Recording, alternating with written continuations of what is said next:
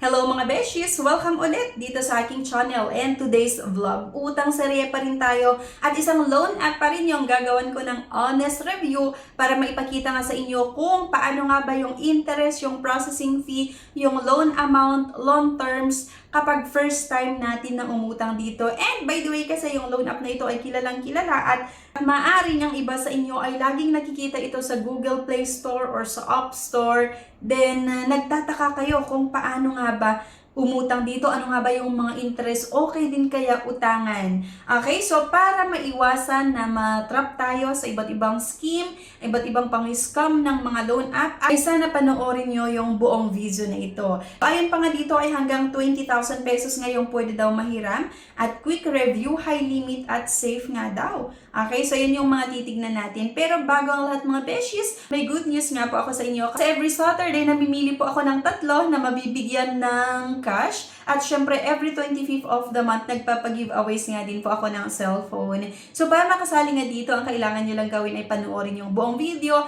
I-comment nga kung ano yung napanood mo, i-like yung video, i-share. At syempre, huwag mong kalimutan na mag-subscribe para maging updated ka sa announcement ng ating Padjay Cash and Cellphone giveaways at para maging updated ka nga sa mga bagong videos na ina-upload natin kung saan nga ba tayo pwedeng umutang, kung ano yung mga okay utangan at hindi.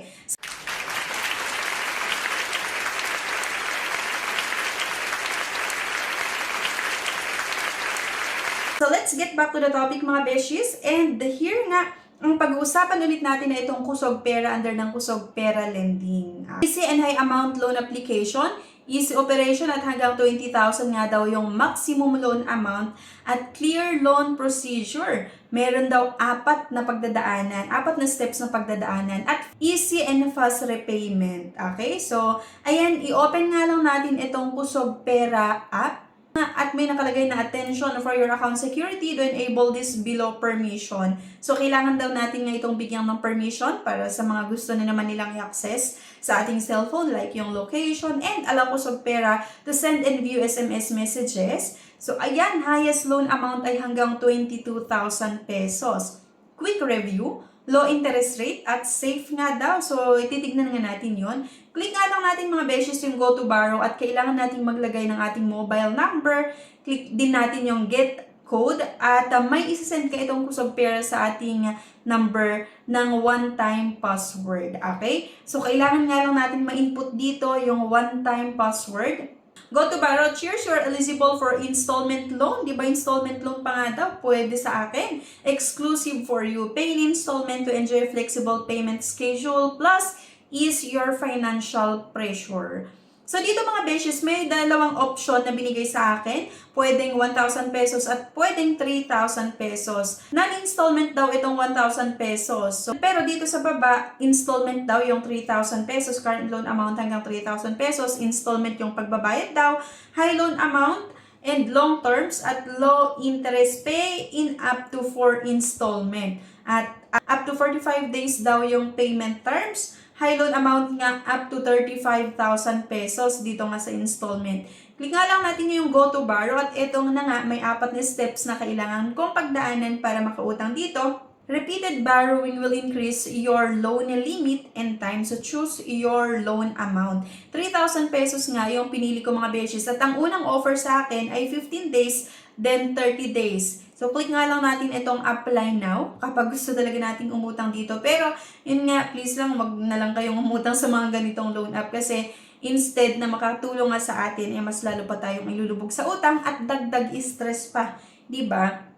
So, karaniwan naman kasi talaga sa mga loan app ay kapag malapit na yung due date mo ay asahan mo na marami kang matatanggap na text message at missed calls or yung mga calls at minsan pa talagang ipe-pressure ka na bayaran yung utang mo kahit hindi mo pa due date, di ba? So, hindi lang naman tayo Kusog Pera ha.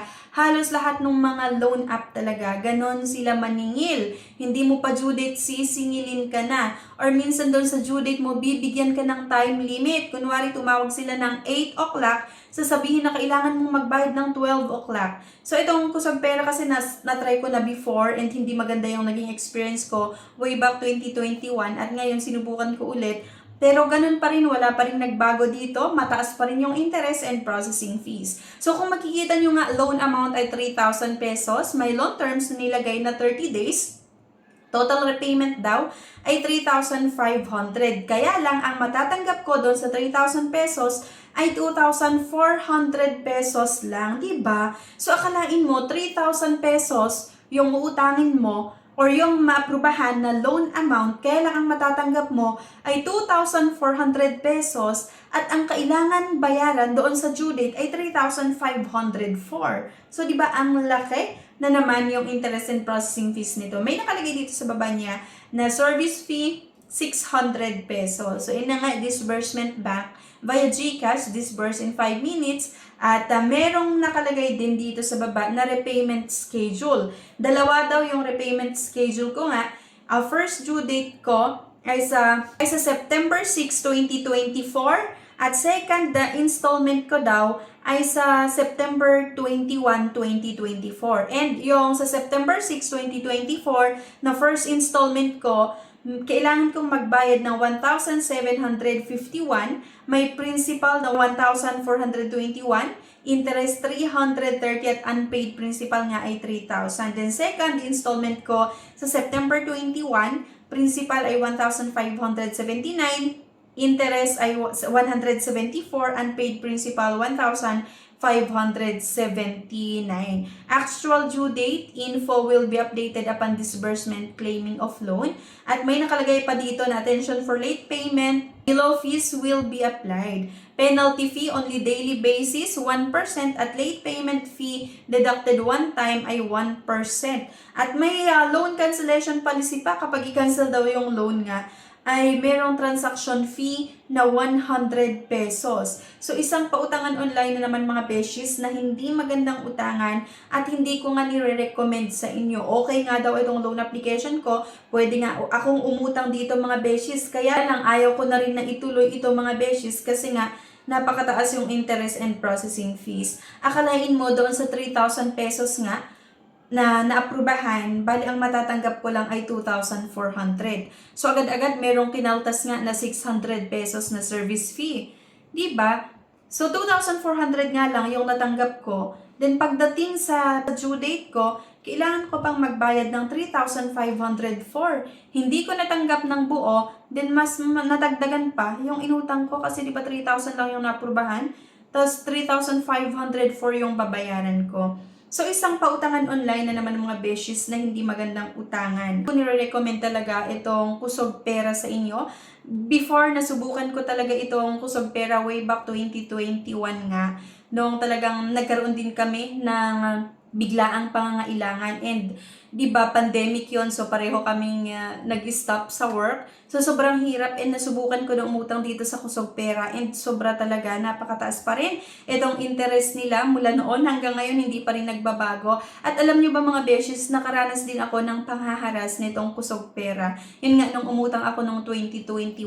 So, bali, due date ko pa lang noon, within 7 days, due date ko pa lang noon, tawag na sila ng tawag. Ang araw na yon yung due date ko, nakakatanggap na ako ng iba't ibang tawag, ng calls, and then meron pa yung nagsasabi na kailangan ko magbayad hanggang 1 o'clock PM. Gusto hindi ako nakapag-pay ng hanggang 1 o'clock PM, nag-message din sila na dapat 3 o'clock PM ay kailangan ko ng bayaran. Kasi kapag hindi ko nabayaran yung utang ko before nga dito sa Kusog Pera, ay ite-text nila yung mga personal references ko. Syempre, mas magaling din ako. So, mga ibang number ko lang din yung nakalagay sa personal references ko, diba? So, yun lang. And gumagawa na lang din kasi talaga ako ng review since noon pa. And yun nga, isa itong Kusog Pera na nasubukan ko. And mabilis nga yung pag-process nila ng loan application. Mabilis din yung pag-disburse nila sa akin ng loan proceeds. Kaya lang talaga grabe yung mga hindi magagandang salita na narinig ko sa mga collector ng Kusog Pera. Kaya hindi ko siya nire-recommend. And doon sinubukan ko nga ngayon, yung in terms sa interest and processing fees nila, ganun pa rin talaga. Napakalaki pa rin talaga. So, please lang wag nyo nang subukan. Okay, so yun lang mga beshies. Anyway, thank you for watching. Please don't forget to click the subscribe button. Sana i-like nyo nga din yung video at huwag nyo kalimutan na i-share. Thank you guys at see you on my next vlog. Bye-bye! Subscribe na para makasali sa pa-GCash at cellphone giveaways na mai-announce every 25th of the month. Mechanics! 1. Find the 3 words in this video. 2. I-comment ang 3 words in order. 3. Like this video, subscribe, comment, and share. If declined sa bank and other loan apps, pwede niyong subukan yung ibang options. See the links sa description at sa comment section below. Click the link and apply. Disclaimer: try or apply at your own risk.